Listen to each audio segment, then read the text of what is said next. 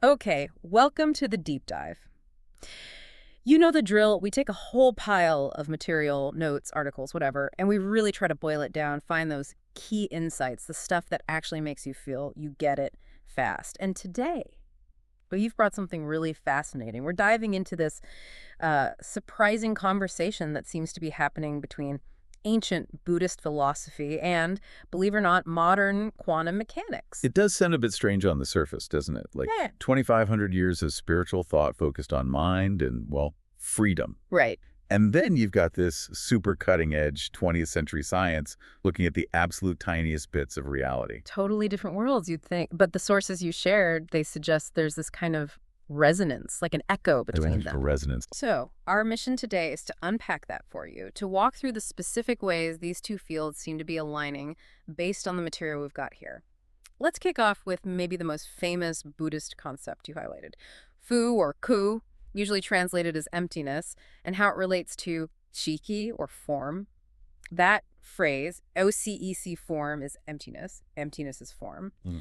The interpretation in our sources is basically that what we see as solid form doesn't really have a permanent, independent reality. It's empty of that solid self-existence we assume it has. And, well, this is where quantum mechanics just walks right in with something incredibly similar. The sources point out how it fundamentally questions our basic sense of solid stuff. How so? Well, it describes the basic building blocks, electrons, photons, things like that, not as tiny billiard balls, but more like waves, possibilities. Right. The sources mention they exist in a state of being wherever it might be until, something interacts with them, until they're observed. That's superposition, isn't it? That's superposition, exactly. It means a particle can be in many potential states or places at once. It only picks one when measured or observed. It's not. Yeah. Well, it's not nothing, but it's definitely not a fixed little thing sitting right there either. So the implication is, wow, that fundamentally the reality physics describes also seems to be missing that fixed, solid quality we experience day to day.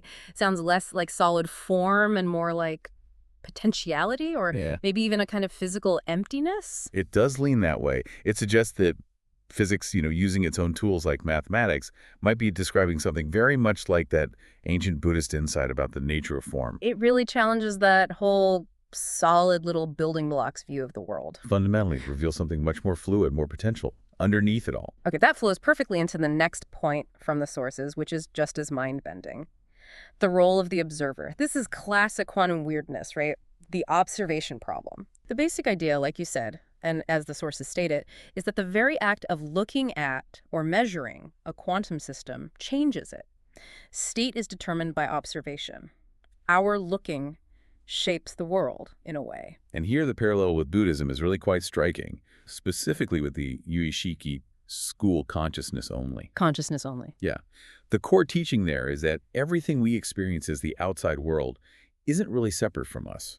It actually arises from the activity of our own mind, our consciousness. Wait, so the chair I'm sitting on, the sounds I hear, they aren't just out there independently. According to this view, the experienced world, the reality you perceive, is constructed by consciousness. The sources even mention the Buddhist idea of the six consciousnesses: sight, sound, smell, taste, touch, and the mind itself as the actual builders of our reality. That's okay. So the connection is that both systems, one ancient spiritual, one modern scientific, seem to suggest that consciousness or observation isn't just a passive bystander. Exactly. It's not separate from the reality being observed. It seems to be tangled up in the creation of it. Yeah. Quantum physics, almost accidentally, seems to find itself saying something similar. The observer can't be left out of the picture. Our looking isn't just receiving information, it's participating. Participating, influencing, maybe even co-creating, yes.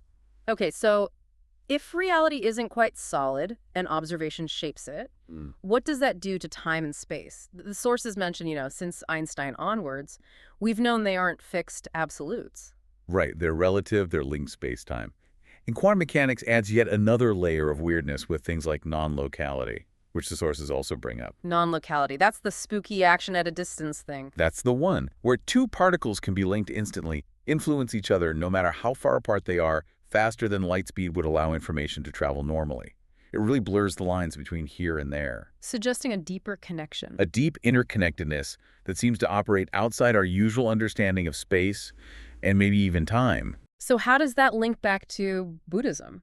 Well, it resonates very strongly with the core Buddhist concept of angi, dependent origination. Dependent origination, right. This teaching basically says nothing, absolutely nothing, exists on its own independently.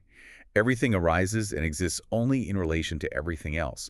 A thing is what it is because of its web of connections. Okay, I think I see it.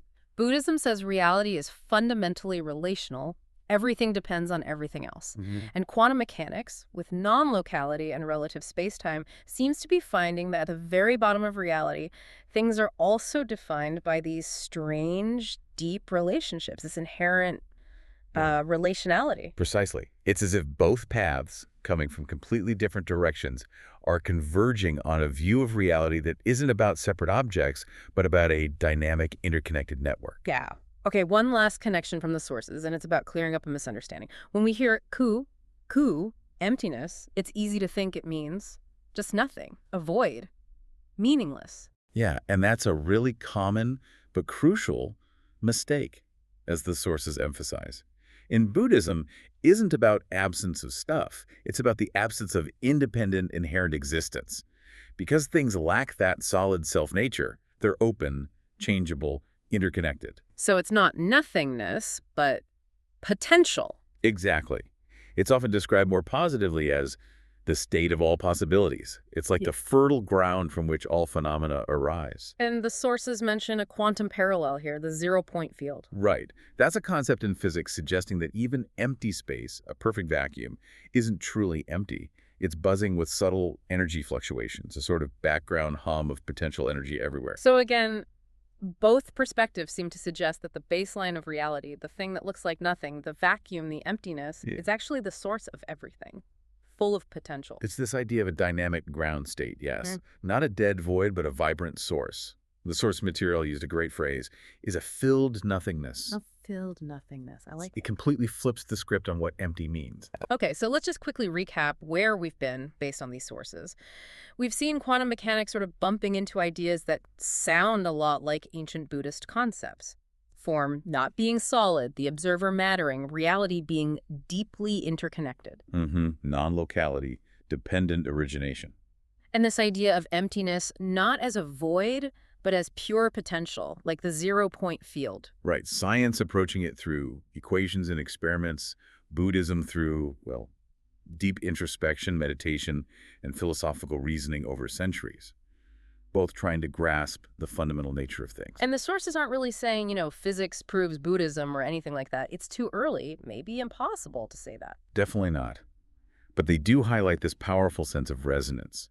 It's less like two ships passing in the night and more like they're hitting similar notes, exploring similar territory about what reality is beneath the surface, something like a pure feel of existence before we are someone. Before our everyday experience kind of solidifies things. It really is a compelling resonance. And it makes you wonder, doesn't it?